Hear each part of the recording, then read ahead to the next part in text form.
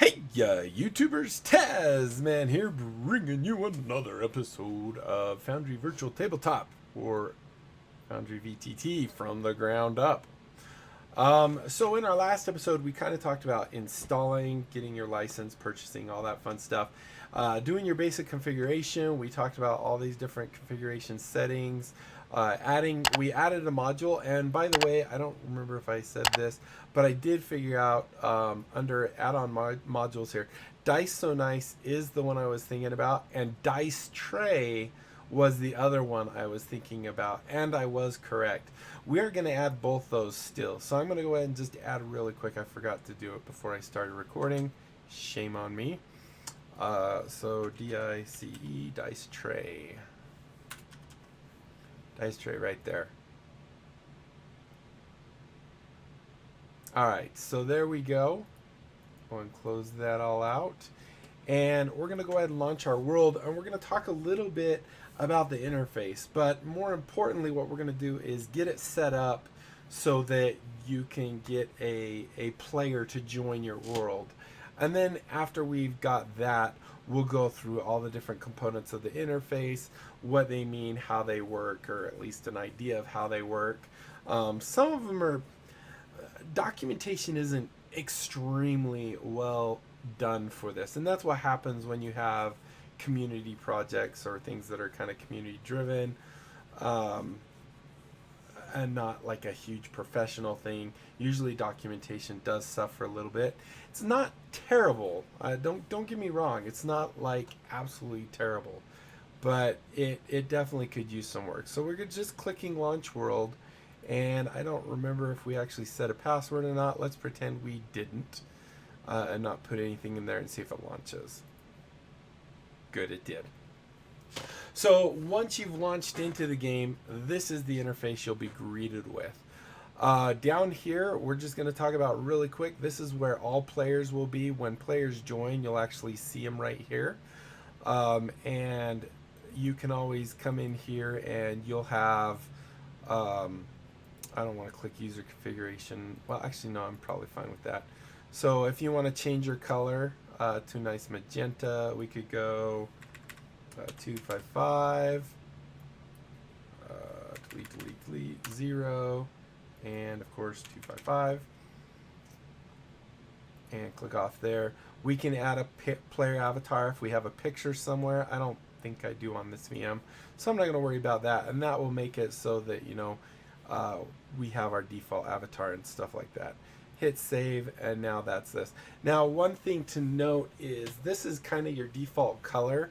Like when you're moving your mouse around, when you're laying down rulers or templates and stuff, this is going to be your default color. So this part, just to get where you can get people joining your table, is... oh, you didn't need to change the color or anything, but that's kind of our goal in this episode. So the next thing we want to do is come all the way over here to the cogs, and we want to come down here to user management. So let's say I want to add, I'm going to add 2 more players to this table. So we're going to call player number 2 here will be Derby Fan, my daughter. Maybe we'll add, well, we'll just add 2, right? Let's just give the password PASSWRD. It really doesn't care. Then I can choose, is she just a player or is she more? Is she going to be a trusted player where she gets a little more elevated rights? What exactly those are, I'm not 100% sure. I have to go look that up. Usually all you're ever going to want is them to be a player. If you actually have an assistant game master, then you could do that. The default game master will be here. We can change my name to T4ZZM4NN, right? And let's add 1 more player real quick. Player 3 will be my son. We'll do Derby Kid. And we'll give him the same password, PASSWORD. You can leave this blank, but that means if someone else happens to get that link, they're going to be able to connect to your table. If you add someone and then they end up canceling at some point, you can just click on the trash can to get rid of it. If we go to configure permissions, this is showing you basically what those are. As a player, they can create measured templates. They can display their mouse cursor. They can display ruler measurements. They can open and close doors. They can use script macros, and they can whisper private messages. If you're a trusted player, you get more things. You can allow broadcasting audio, video, token settings. You can set all those. But you can always come in and do these. And then Assistant GM pretty much has everything the GM does. And then, of course, the GM, I don't know. I mean, you're the game master. So if you remove these, that means you can't do that either. Doesn't make sense. So once you decide on those configurations, default's fine for me. And usually, like I said, what I use is Game Master and Player. There might be a time where I want to have an assistant Game Master. I can't really think of a time that I would. But once you're done, you can hit save and return. And then now it brings you back to your login screen basically. And you can see we now have Tasman, Derby Kid, Derby Fam. We can go to Tasman. We don't have a password. That would be terrible. You should definitely set up a password for it. And I wanted to talk just a little bit about those modules. And then in my actual next episode, which might air 30 minutes after this one, I'm not sure, or maybe it'll be next week. It depends on what time I get. Will be one that's more dedicated to the players and how the player connects to your table, what they see when they connect, and it will go a little bit into the modules as well. I don't expect the players to watch the GM oriented ones, which is these. I might start prefacing the title of the video with either player in parentheses or GM. That way you can kind of keep track of what's what. All right, so we're going to go back over here to our little cogs, and here you can see we have all our settings. We could go look at all different kinds of settings, module settings. Right now you'll see there are no modules, and that's not because we don't have them installed. We do have them installed, they're just not active. We have our system settings. This is for the system of D&D 5e. If we come down further, edit world, this is basically where we can change the description and all that stuff that we did at the beginning. There's the manage modules, which we'll go into. Return to setup will take you all the way back out to where you're in the setup. Control reference, this is a handy one for your players. If you click on it, it gives you a nice page showing you all the shortcut keys that your players can use. View documentation, this will open up basically a link to the web page. You can get kind of information here. So if you have a question about, well, what should we say? Dice stuff, right? Basic dice. We can look in here and it will give you information about that. When you're done, just close it. And then we have the community wiki pages, which will also open up kind of in a self-contained web browser. And you can look at the community wiki pages, which is great for your things such as, what is it? Macros and stuff, which we'll go into as well. The invitation links, this is what you would give to your players. Right now for my players, I don't have these ports open, so it wouldn't actually do anything. But this would be the internet going out into the world. This is if they're here on my local network. Generally, your players are going to be somewhere else in the world. Now, I will let you know that in order for them to connect to this, if you have a firewall, you will have to do a port forward where they're connecting to this. Then, of course, you can NAT it and actually have it go to something else. But if you just click in these boxes, you can see it automatically copies it to the clipboard. And this is what you would send to your players. And then, of course, you would have to do either port forwarding or NATing to actually get it to your system. Now, there are other options. There are quite a few, I think at least 4 or 5 Foundry VTT hosts. One of them actually is called, The Forge. I think it's called The Forge. So there you can actually host it there. Everyone can connect. So that's really easy. I think it's around, I want to say 10, maybe $20 a month. 20 seems high, but I might be wrong. It might be 12, somewhere right around there. But basically, then your players will just be able to connect, and it's being hosted on third party. You don't need to worry about your own hardware or anything like that. I need to get a drink real quick.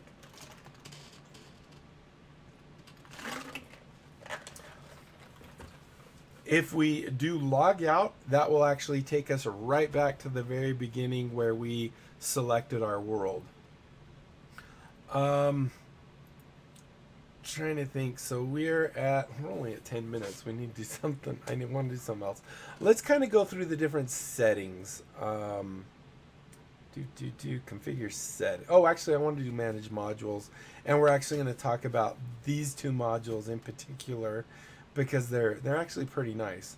One, you'll notice right here, if you click this dice, nothing happens, and that's what the dice tray actually gives you, is the ability to click there and get a fancy little calculator. But let's go ahead and talk about that. Maybe we won't get into settings today. I don't know. So as you can see here, we have two modules. You can always sort by your active modules, your inactive modules, or just show all modules. You can do a search, so we could do tray, and it'll only pull up that. Once we could deactivate all modules, so if we have a bunch of modules and it's crashing or something, we can click on deactivate all and see if that gets rid of the crash, and then start enabling them one at a time. We can also click on this to expand their little description. If you click these, it'll go to their web page basically that gives the description, or the GitHub or whatever, GitLab.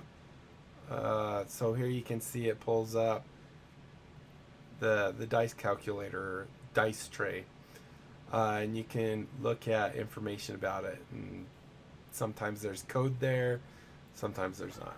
So we're not going to worry about that right now.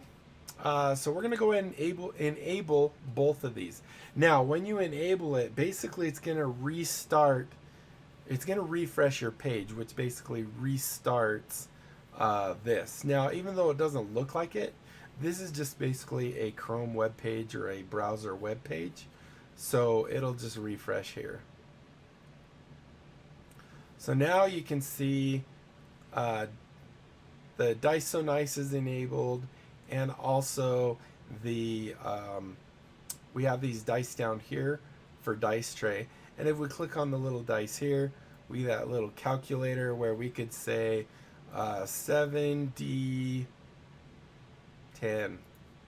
right? And we could say advantage, disadvantage. We can add modifiers. It's actually really nice. And for those that don't know the command /roll, it even puts it here. But when I hit roll, you'll see this is the Dice So Nice right here, and this is why I suggest it. So we can come here, we can see what all of each of them were by clicking on this. It'll expand it. We can see we got 49 total. We got a 10, 9, 8, 7, 8, 4, and 3. We can delete that information. And we could also do the same thing here. If we want to say do a 2D20, you'll see /R 2D20. We want to do it with advantage, which is keep high. Disadvantage is keep low, KL. We could say plus a modifier of 4 maybe. Say +4. Oops, that takes it up by 1. And now when we hit roll, we'll see that it's going to go ahead and roll 2. When we click on this, you'll see we got a 21. So if we click on this, we can see it dropped the 5 and kept the 17, and then added the 4 to the 17, gives us 21. So it's really nice, these two modules. Let's go look at some of the configurations. So now that we've enabled the modules, it's kind of counterintuitive. It'd be nice if maybe there was a link right here that would automatically take you, because basically then you want to go back into configure settings and go into module settings. So now we actually have stuff in here. So here is our 3D dice settings. This is where you can choose what they look like. You can do all kinds of cool stuff. You can download new themes and models. You can come in here and say, I want mine to look like pinkish fire, or, well, we got rid of the pink now because we told it fire, right? However, there are other ones that use it. I think there's one called like glass. Let's see if we can find that. Glitter party. Water. Obviously it's going to kind of be blue, but you see it automatically applies these effects. Now you have two choices for your two-sided dice, or you're flipping a coin. If you want to have a texture in there, you can choose that. We can say speckles, and now we have water speckles. We can choose the material. This is where we could say, let's make them glass so we can kind of see through them.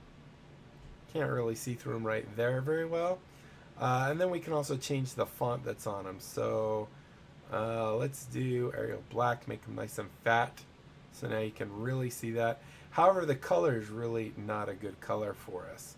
So we can actually enable, I think that's this one. I think we have to, is it extra customization? Might be that this one doesn't allow for that. What spectrum give us?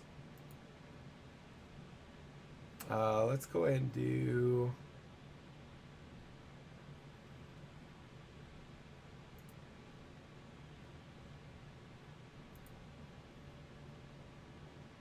I haven't played with every single one of these. I think the spectrum are these guys. So if we just say standard, yeah, now they're all blue. I'm trying to remember what it is you did to enable this. Was it, if you prefer, oh, if we do custom, that's what it is. So if we do custom here, now we actually get our pinks, and it was the theme that was doing it.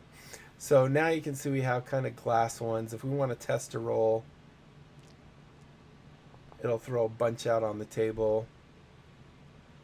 It's not a very translucent glass. Can we get more? Maybe it's because the speckles. Let's do glitter transparent.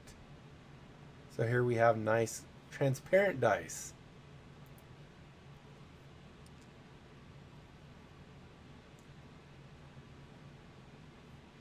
Okay.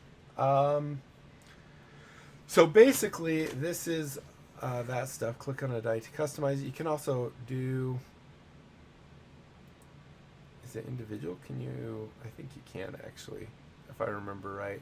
If I want to do that one, let's change it more to a dark purple. Let's see if this works.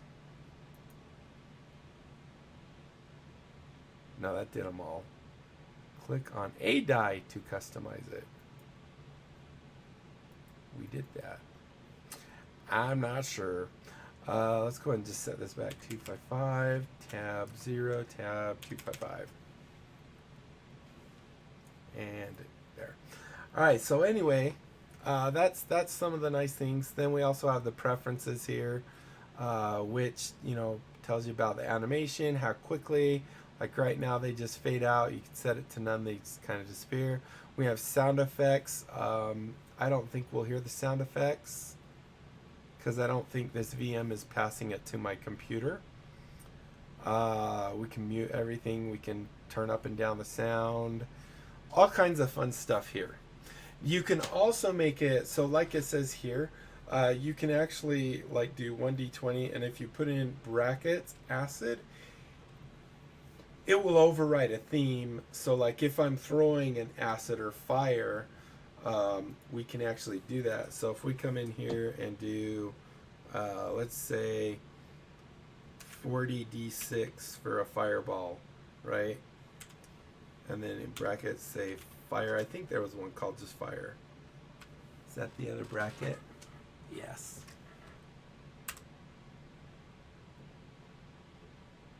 Oh, I forgot to do roll.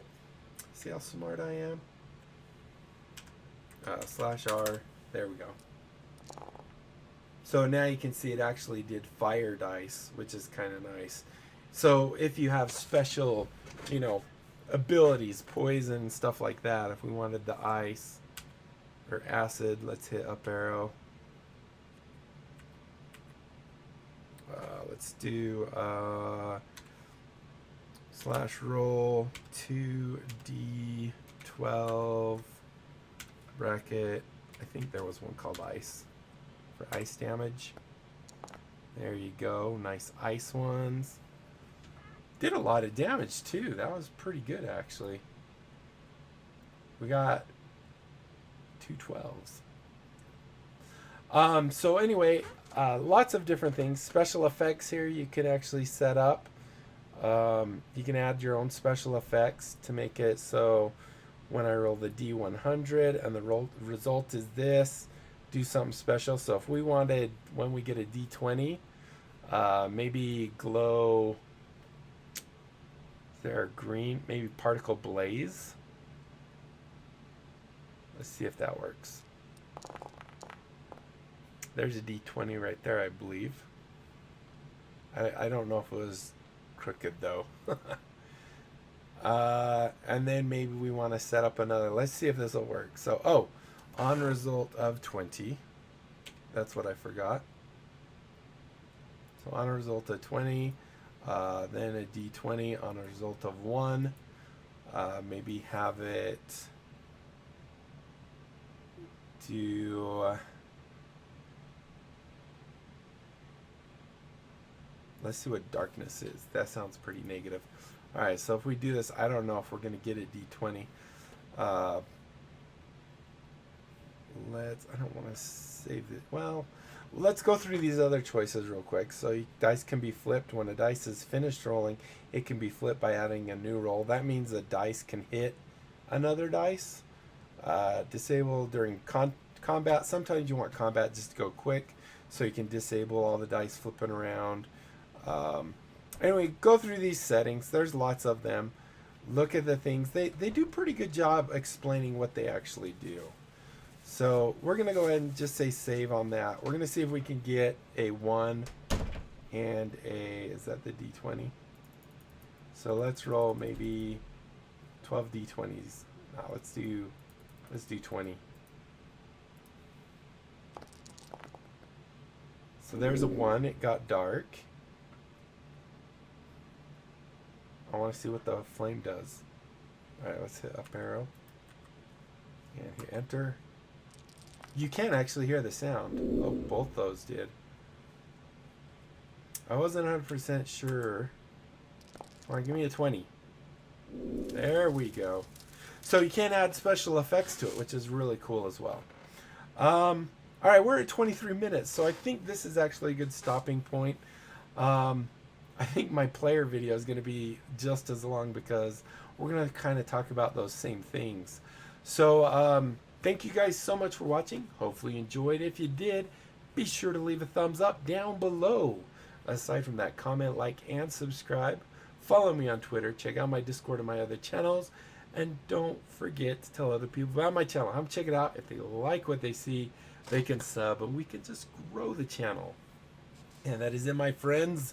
Until next time, I'll be seeing you later. Bye.